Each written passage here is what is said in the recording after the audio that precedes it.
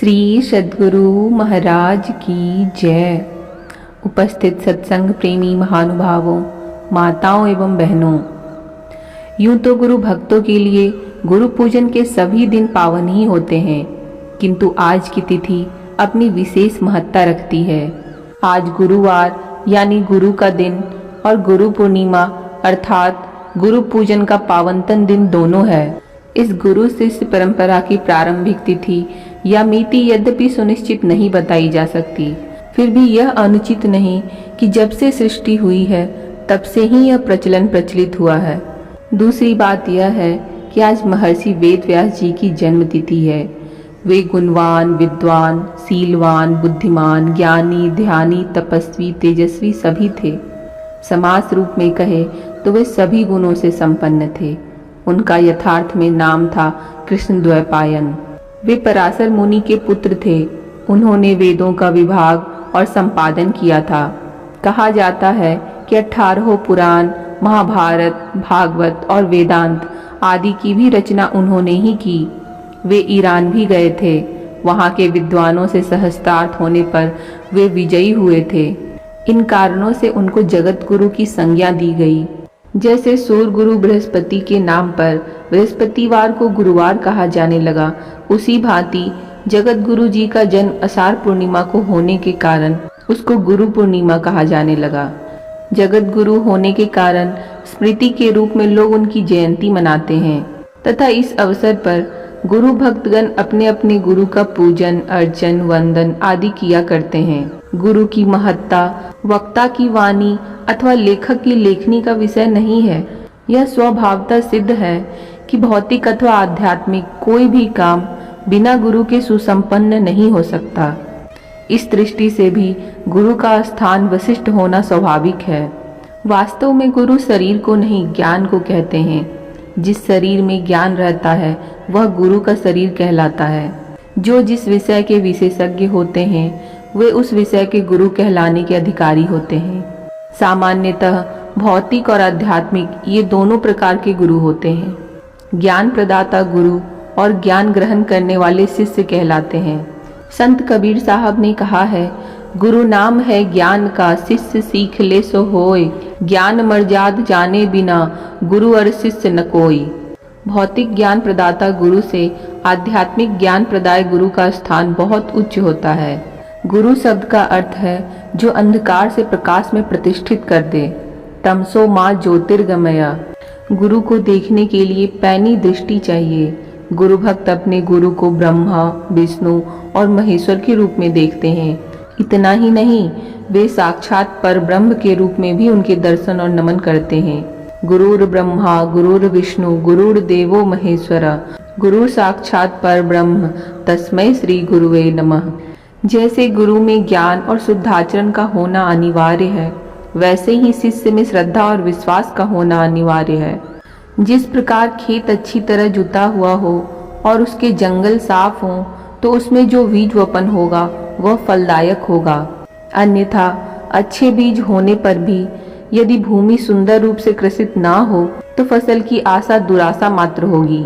ठीक इसी भांति सुयोग्य गुरु हों और शिष्य भी सुयोग्य हों तो सरलता पूर्वक सफलता मिलती है। अन्यथा अच्छे गुरु के मिलने पर भी मूर्ख शिष्य सच्चे नहीं हो सकते, कच्चे ही रहते हैं। यूं तो यदि कोई महान गुरु अपने आत्मबल से शिष्य की आध्यात्मिक उन्नति करा दे यह भी संभव है, किंतु यह एक विशेष बात है जो अपवाद स्वरूप है।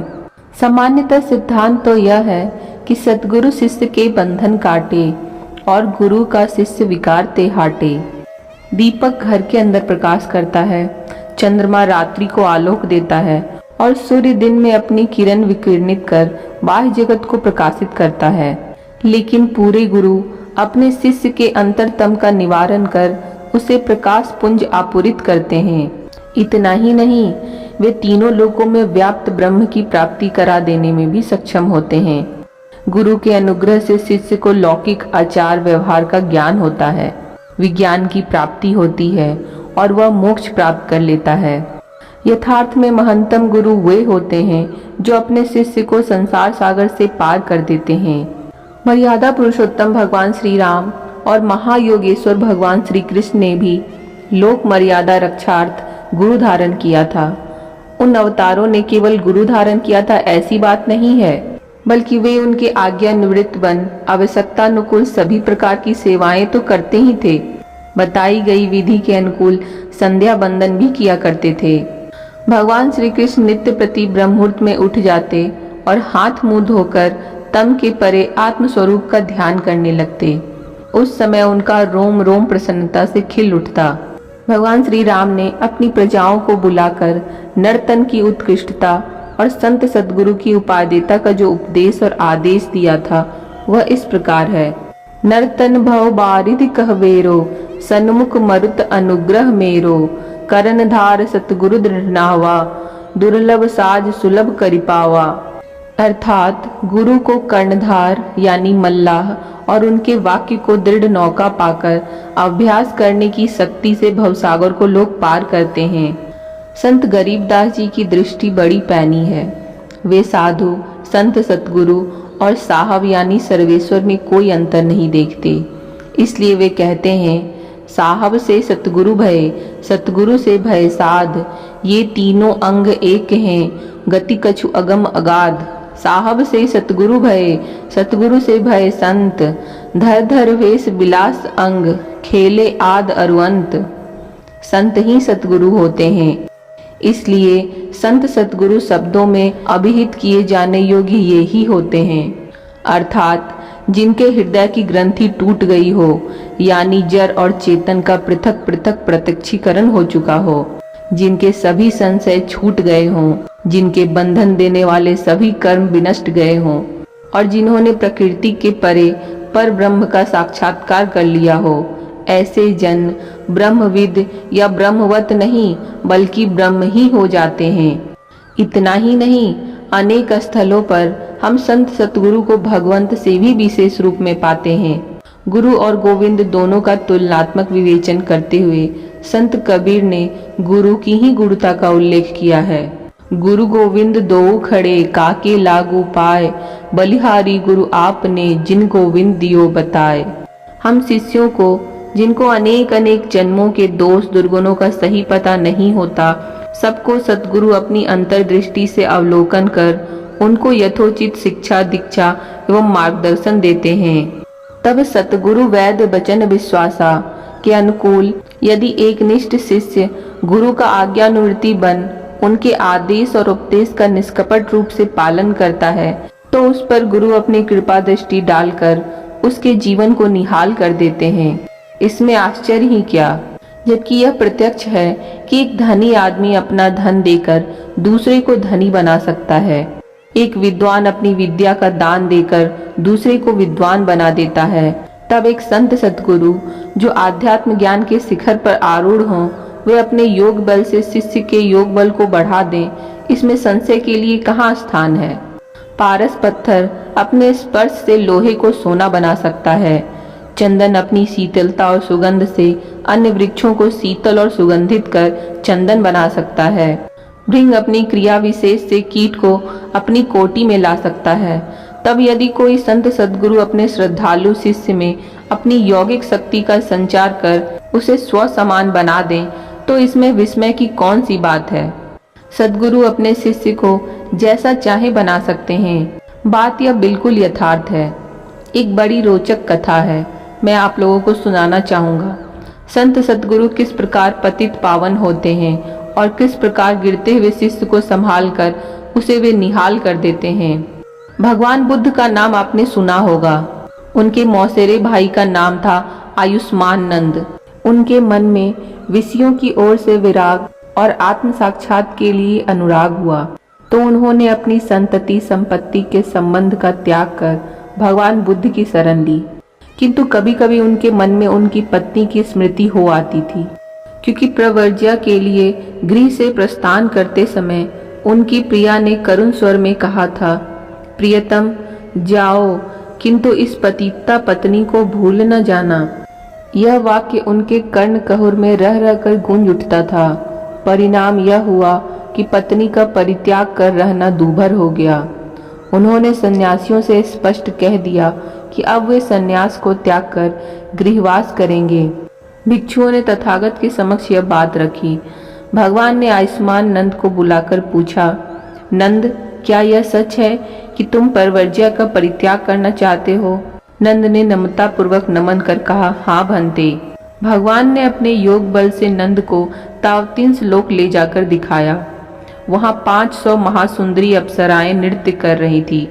भगवान ने नंद से पूछा, कहो नंद, तुम्हारी भार्या का सौंदर्य इन अप्सराओं के सामने कैसा है?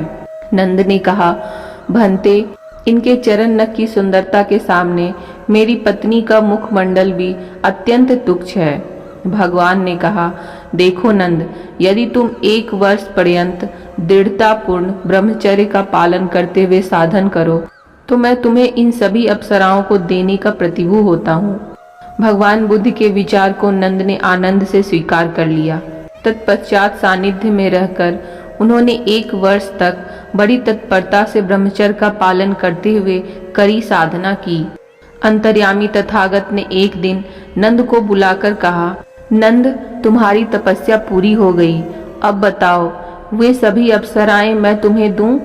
नंद ने हाथ जोड़कर कहा, भंते, अब मुझे एक भी नहीं चाहिए। यह कथा बतलाती है कि सच्चे सद्गुरु अपने शिष्यों की रक्षा किस भांति करते हैं। वास्तव में सच्चे सद्गुरु की महिमा अनंत है। जैसे नवजात शिशु की रक्षा माँ किया करती है, उसी भांति पग पग पर अपने शिष्य की रक्षा संत सद्गुरु करते हैं। माता और पुत्र का संबंध तो अल्पकालिक होता है, किंतु गुरु और शिष्य का संबंध जन्म जन्मांतर तक बना रहता है। संत चरणदास जी ने कहा है, पित 100 माता 100 गुना, सुत को राखे प्यार, मन सेती सेवन करे, तन सु डांट अरुगार। माता सु हरि 100 गुना, जिनसे 100 गुरुदेव, प्यार करे औगुण हरे, चरण दास सुखदेव। गुरु और शिष्य का संबंध कुम्हार और कुंभ जैसा है। कुशल कुम्हार कुंभ का निर्माण बड़े ही कलात्मक ढंग से करता है। उसमें वह सुंदरता और सुदृढ़ता का भी ध्यान रखता है। घड़े की गढ़ने की कला भी कैसी निराली है। ऊपर से थापी की चोट और भीतर से हाथ की ओट। क्यों?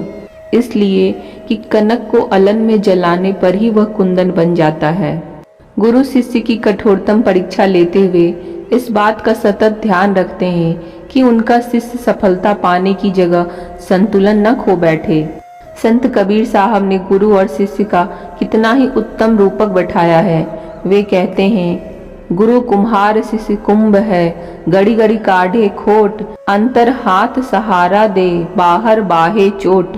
पहले मिट्टी अपने को संपूर्णतः कुंभकार पर न्यौछावर कर देती है, पीछे कुम्हार उसका सुधार कर जैसा चाहता है वैसा बना लेता है। इसी भांति जो शिष्य अपने को संपूर्णतः सद्गुरु पर समर्पण करता है, सद्गुरु उसका सुधार कर उद्धार कर देते हैं। गुरुदेव के आदेश का पूर्ण रूप से पालन करना ही गुरु पूर्णिमा का पूर्ण रूपेण पर्व मनाना है। अतएव जितने अंश में हम उनकी आज्ञा का पालन कर पाएंगे, उतने ही अंश में इस त्योहार का मनाना माना जा सकेगा। जिस दिन हम उनके निर्देश का पूर्ण रूप से पालन कर सकेंगे, यथार्थ में वही गुरु पूर्णिमा का पावनतम पर्व होगा। संत सद्गुरु के विमल वचन को अमल में लाकर हम अपने को निर्मल बनावें। वस्तुतः यह लोक या परलोक कहीं भी गुरु के समान और दूसरा उपकारी नहीं हो सकता। बस आज के लिए इतना ही। आप सभी को गुरु पूर्णिमा की बहुत बहुत शुभकामनाएं। आशा करती हूँ आपको यह प्रवचन सुनने में अच्छा लगा होगा। प्रवचन अच्छा लगा हो तो कमेंट में जय गुरु महाराज जरूर लिखिएगा। मिलते हैं ऐसे ही और वीडियोज़ में। तब तक के लिए धन्यवाद। जय गुरु।